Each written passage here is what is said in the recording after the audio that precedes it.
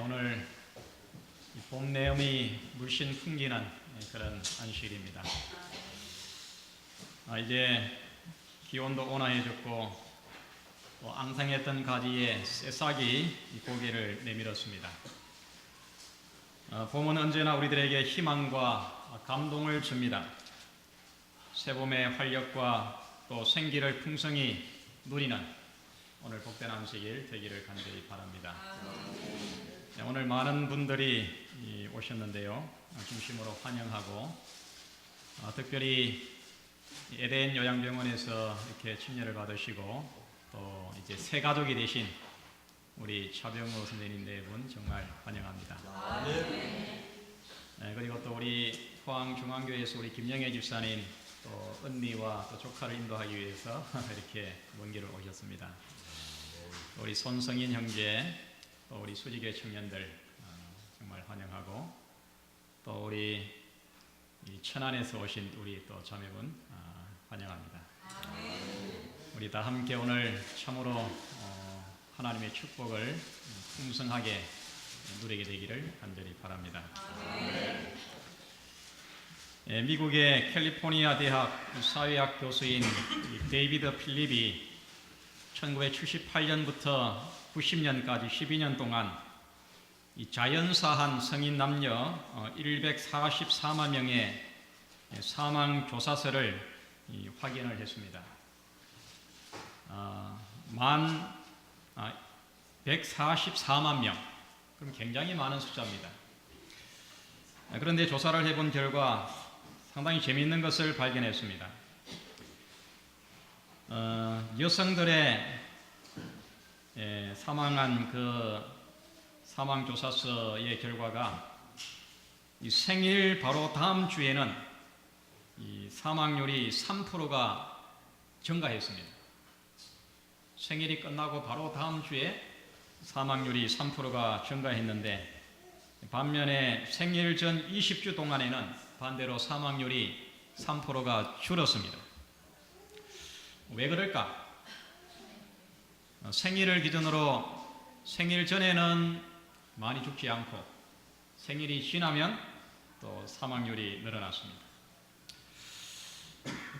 왜 그런가 조사를 해봤더니 여성 이 고령 환자들이 이 자기 자신에게서 긍정적이고 상징적인 시점에 도달하기까지는 그들의 생명이 연장이 된다는 것을 발견하게 됐습니다. 희망적인 기다림이 사람의 생명력을 연장시켜 준다는 것입니다. 사람은 누구나 기대 심리를 가지고 살아갑니다. 기다림이 사라졌을 때, 기다리는 소망이 없어졌을 때에 사람은 삶에 의욕이 없어지게 되는 것입니다. 생명력이 약화되어서 더 이상 삶을 이어갈 수 없는 절망 가운데 빠지게 됩니다. 우리에게는 기다림이 필요합니다.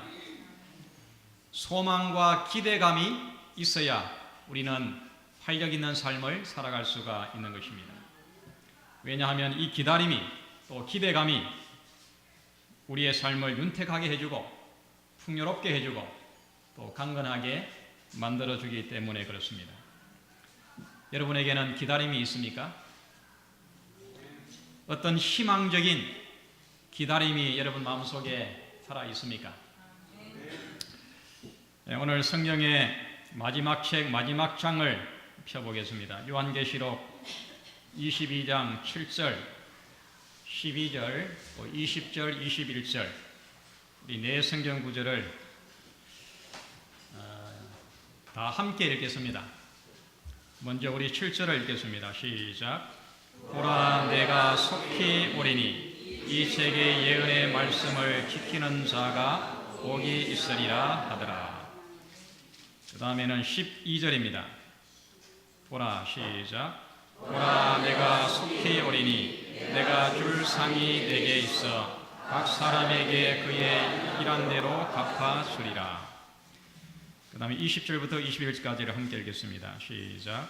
이것들을 승가하신 이가 가라사대 내가 진실로 속히 오리라 하시거늘 아멘 주 예수여 오시옵소서.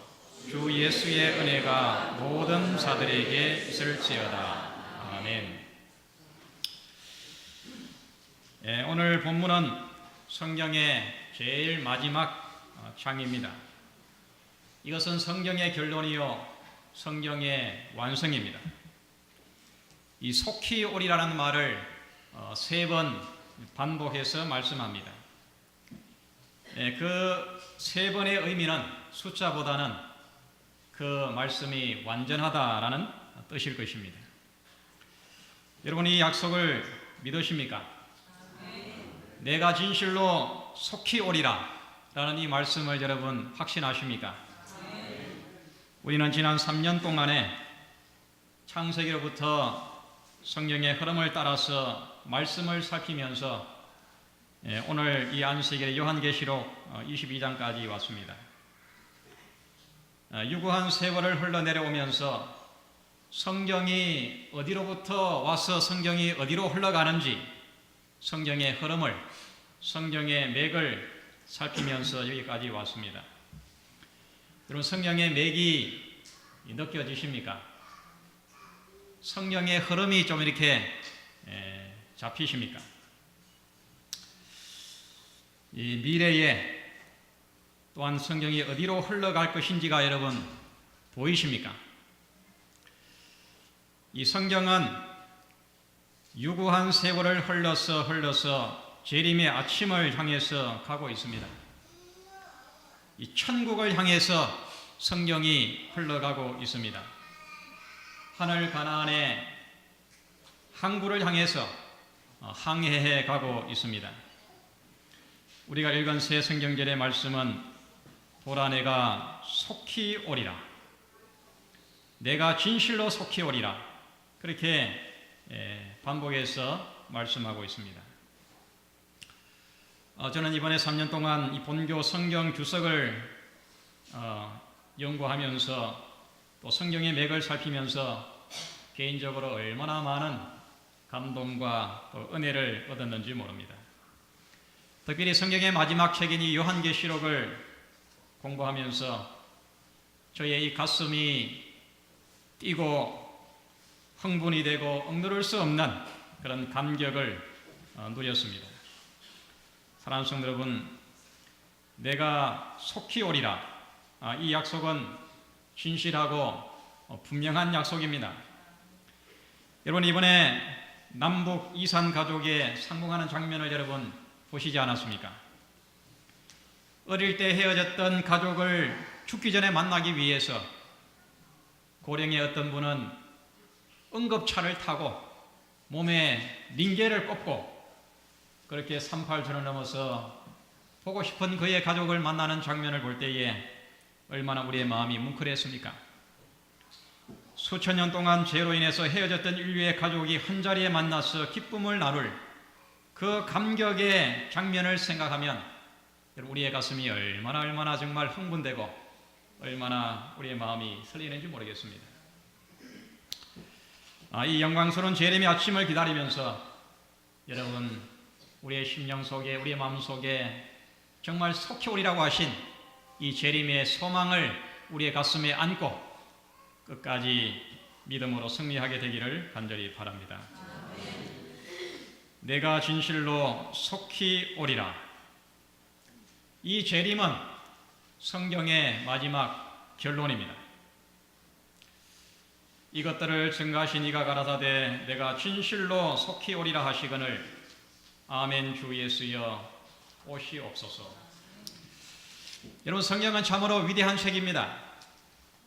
이 한 사람이 기록한 것도 아니고 또 같은 시대에 동시대에 기록된 것도 아닌데 어떻게 이 성경이 앞과 뒤가 이렇게 딱 맞아 떨어지는지, 모든 구구절절이 서로 이렇게 조화가 되는지, 성경의 서론과 본론과 결론이 어떻게 그렇게 완벽하게 통일성을 이루는지 참으로 신비하고 놀라운 일입니다.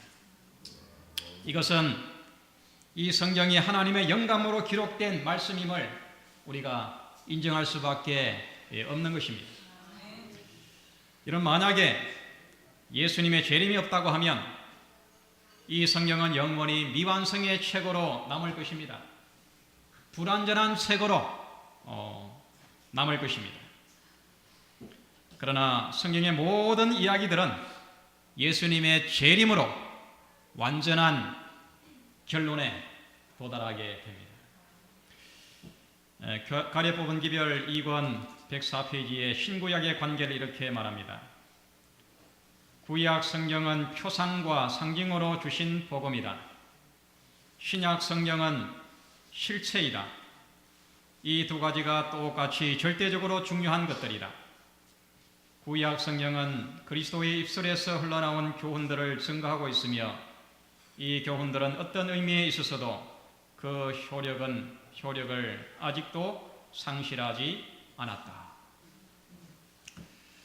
많은 사람들이 구약 성경을 어렵다 그러고 구약 성경은 볼 필요가 없다고 하고 폐했다고 하고 그렇게 구약 성경을 평가하지만은 그러나 구약 성경은 여전히 그 효력을 상실하지 않고 그 필요성을 그 효력을 가지고 있는 것입니다. 부모와 교사와 학생에게 보내는 권면 462페이지에 성경의 모든 부분은 하나님의 영감으로 주어진 것이며 인간에게 유익된 것이다. 구약도 신약과 마찬가지로 동일한 연구 대상이 되어야 한다. 우리들이 구약 성경을 연구할 때 부주의한 자들이 사막이라고 오인하기 쉬운 부분에서 샘물이 용솟음쳐 나오는 것을 발견하게 될 것이다. 구약의 그 좀 어렵게 보이는 마치 사막처럼 그렇게 쓸모없다고 이야기하는 그 구약의 말씀 속에서 마치 샘이 용솟음 치듯이 흘러나오는 것을 발견하게 될 것이다. 이런 구약 없이 신약이 따로 존재할 수 없고 신약 없이 구약이 따로 존재할 수 없는 것입니다. 이 모든 말씀이 합해서 완전한 책이 되는데 그 모든 완성은 바로 예수 그리스도의 재림으로 완성에 이르게 되는 것입니다. 재림은 성경의 결론입니다. 신구약 성경에서 직접적으로 재림을 언급한 구절이 약 한 3,000번 이상이 나옵니다. 직접적으로 예수님의 재림을 언급한 구절이 3,000번 이상, 그리고 간접적으로 예수님의 재림을 언급한 구절이 한 1,000번 이상 나옵니다. 그래서 이 직접적으로 언급한 것과 간접적으로 언급한 것을 합치면은 약 한 4,000번 이상이나 예수님의 재림을 언급했습니다. 그리고 신약 성경에만도 약 300번 이상이 나오는데 이것은 매 25구절마다 재림을 한 번 언급한 것입니다. 그만큼 재림이 아주 중요한 그런 성경의 결론인 것입니다. 구속에 대해서 한 번 말했다고 하면 재림은 2번을 언급할 만큼 재림을 많이 강조했습니다. 그리고 예수님의 초림에 대해서 한 번 말했다면 예수님의 재림에 대해서는 8번 말했습니다. 성경에서 가장 눈에 띄는 내용은 당연히 예수님의 재림입니다. 그러므로 예수님의 재림은 역사의 최대의 사건인 것입니다. 지구 역사의 최후의 마지막 사건인 것입니다. 여러분, 이 정도면 예수님의 재림을 믿어도 되지 않겠습니까? 정말 확실히 우리가 믿을 수 있는 충분한 증거를 우리는 가지고 있습니다. 만약에 재림에 대해서 한두 번 성경에 언급되었다 하더라도 우리는 충분히 믿을 만한데 4,000번 이상이나 반복하여 말했다고 하면 우리는 믿어야 하는 것입니다. 믿어도 아주 분명하게 확실하게 재림을 믿어야 하는 것입니다. 성경의 마지막 책에 3번씩이나 내가 진실로 속히 오리라 그렇게 말했으면 우리는 믿어야 하는 것입니다. 하나님께서는 모든 것이 가능하지만 가능하지 않은 것이 한 가지 있습니다. 하나님이 하실 수 없는 것이 딱 한 가지가 있습니다. 그것이 뭐겠습니까? 히브리서 6장 18절에 보면은 우리 하나님이 거짓말을 하실 수 없다 그랬습니다.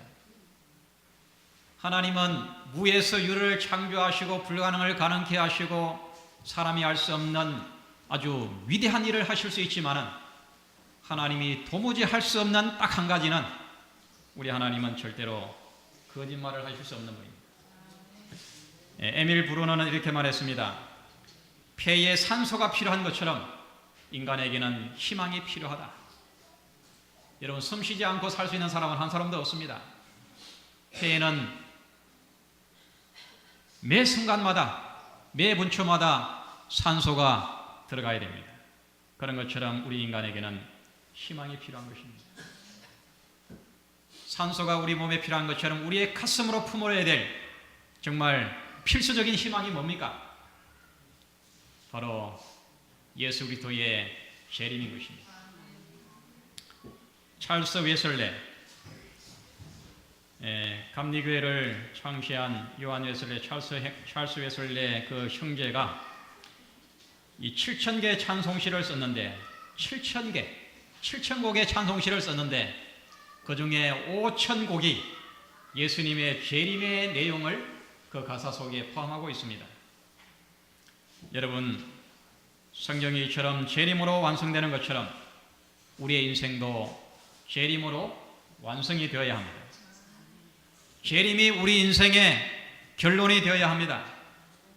재림이 우리 인생의 궁극적인 목표가 되어야 합니다. 재림의 확실한 진리와 믿음과 소망 가운데서 우리는 날마다 더욱더 행복하고 풍요로운 믿음의 생애가 되어야 하겠습니다. 내가 진실로 속히 오리라.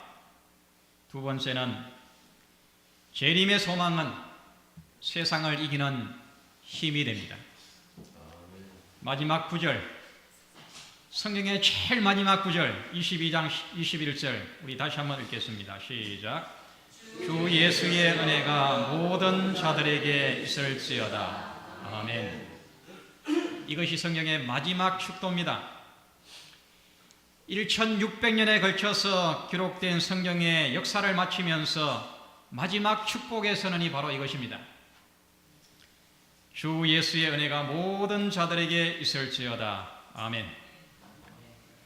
하나님의 사랑을 가장 많이 받은 사도 요한, 사랑의 사도 요한의 그 심령 깊숙한 곳에서 우러나오는 그 축도를 마치면서 그런 재림의 소망으로 우리 모든 성도들이 승리하기를 기원을 하고 있습니다.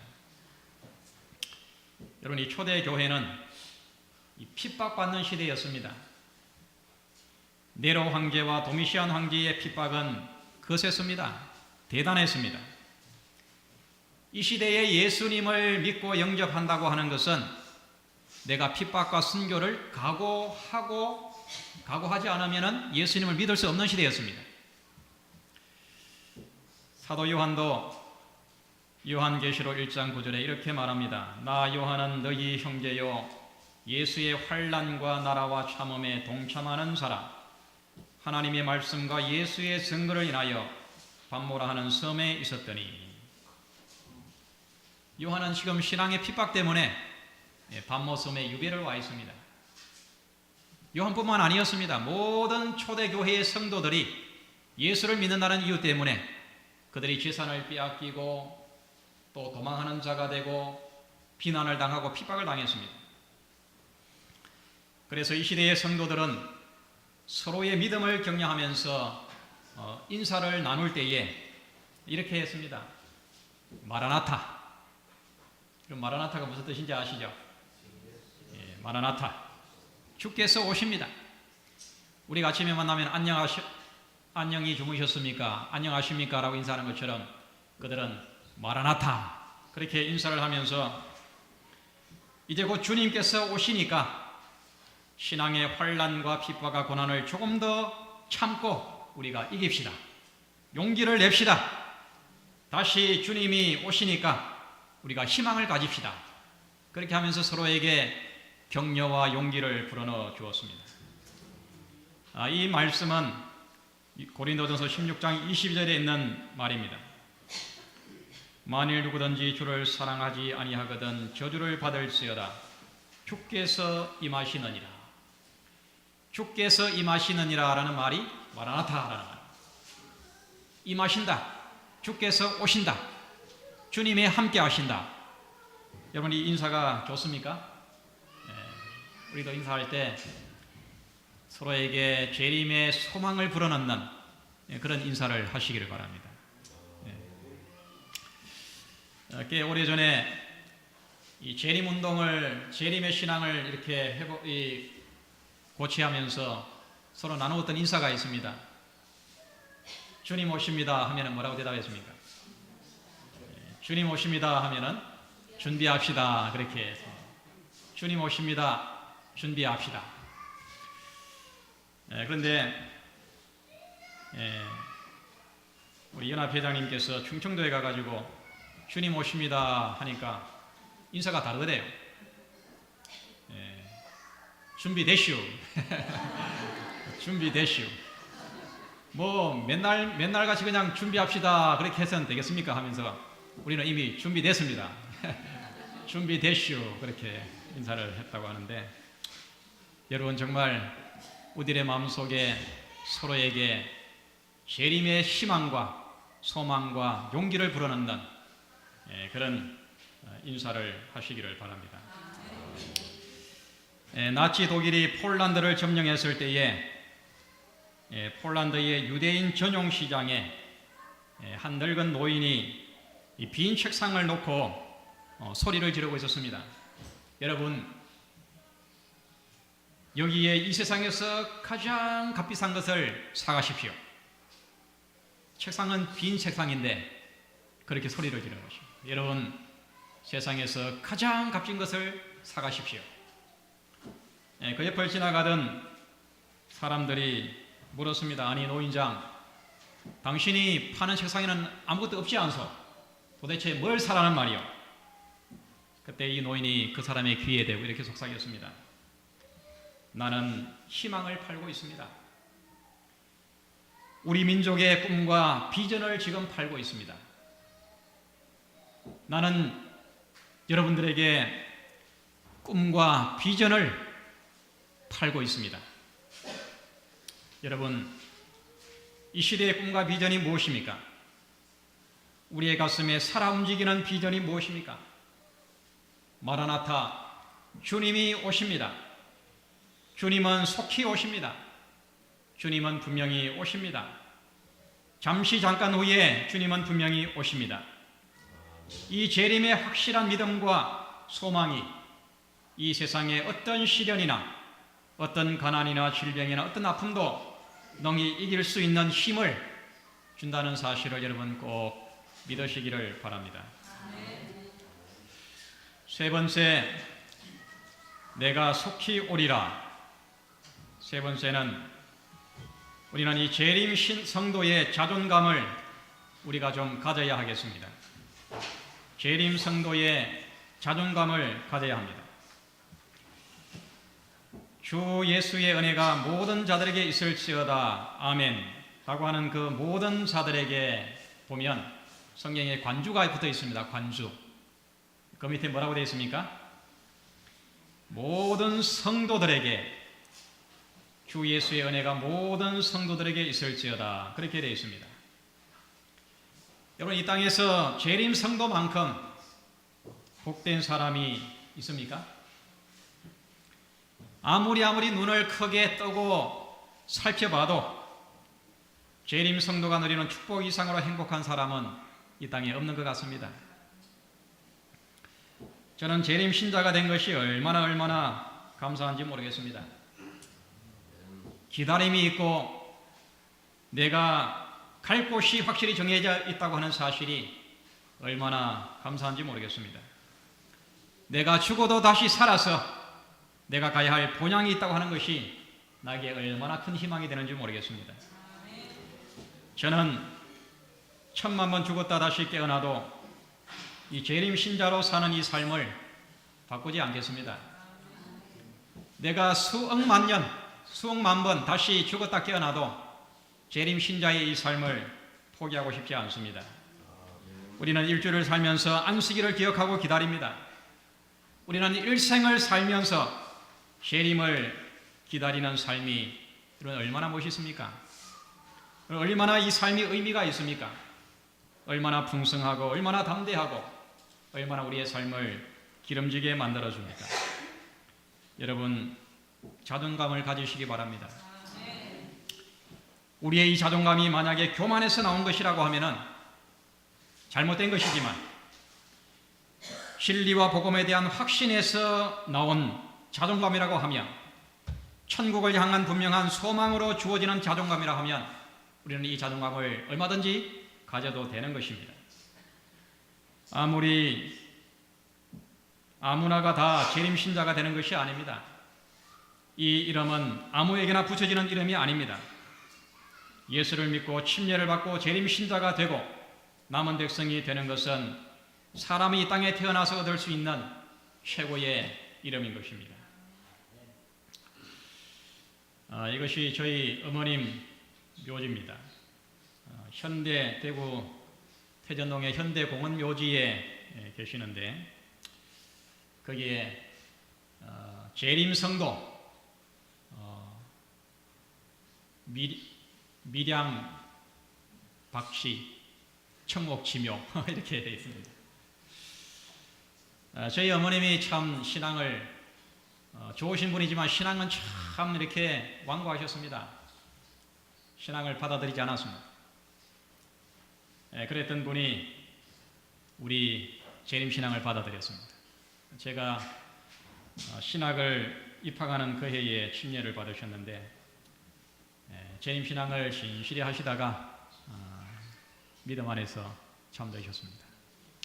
재림성도, 여러분이 우리들의 이름에 재림성도라고 붙여지는 이 이름만큼 정말 멋있는 이름이 없습니다. 위대한 이름이 없습니다. 여러분, 이 재림성도라고 하는 이름을 정말 귀하게 여기시기 바랍니다. 이름을 존귀하게 여기시기 바랍니다. 이름 정말 위대한 이름입니다. 이 이름을 사랑하시고 자존감을 가지시고 세상에서 여러분 당당하게, 떳떳하게, 꿋꿋하게 빛과 소금의 사명을 다하시면서 예수님의 재림을 기다리는 그런 아름다운 생애가 되기를 바랍니다. 여러분이 백미러에 보면, 운전하시는 분들 그 백미러에 보면은 거기에 뭔가 글자가 쓰여 있죠. 혹시 뭐라고 써 있는지 아십니까? 거기 보면 사물이 실제 보이는 것보다 가까이 있음 이렇게 되어 있습니다. 차가 저 멀리 오는 것으로 생각하고 이렇게 끼어들게 하다 보면은 큰일 납니다. 접촉 사고가 납니다. 대형 사고가 납니다. 예수님의 재림도 마찬가지입니다. 실제 보이는 것보다 훨씬 더 가까이 와 있습니다. 우리 주님은 속히 오십니다. 말씀의 약속 그대로 내가 진실로 속히 오리라. 우리 예수님의 재림을 먼 훗날에 어떤 막연한 날로 생각하지 마시고, 정말 예수님이 나의 생전에 바로 오늘 예수님이 이 땅에 오신다고 생각하시고 깨어서 기도하시고 재림을 기다리는 그런 살아있는 재림신앙을 하게 되기를 바랍니다. 재림 연수원에 꽤 오래전에 갔을 때에 거기서 나눠준 파일에 아름다운 이런 글이 있었습니다. 여러분 오늘 받으신 주보에 보면 그날이 오면이라는 시가 있습니다. 그날이 오면 그분 앞에서 자랑할 것이 있어야 한다. 그날이 오면 그분의 질문에 대답할 언어가 있어야 한다. 그날이 오면 그분 앞에 서 있는 내 손등에 수고의 땀이 있어야 한다. 그날이 오면 그분의 주목하는 내 눈에 이웃을 위해 흘린 내 눈물이 있어야 한다. 그날이 오면 그분이 만지시는 내 몸에 섬김의 상흔들이 있어야 한다. 그날이 오면 그분의 생명책에 그가 부를 내 이름이 있어야 한다. 여러분, 이제 2014년 새해, 새 봄이 기대가 됩니다. 생명이 약동하는 봄의 환희가 간절하게 기다려집니다. 온 천지에 살구꽃, 개나리꽃, 진달래꽃이 만발할 대자연의 장관이 눈에 보입니다. 우리의 마음의 밭에도 부활의 봄을 맞이하시고 저 영원한 하늘을 향한 재림의 확실한 소망을 품고 끝까지 충성하며 인내하며 믿음으로 승리하는 멋지고 아름다운 우리 모든 칠성 재림 성도들이 다 되시기를 간절히 바랍니다. 아멘.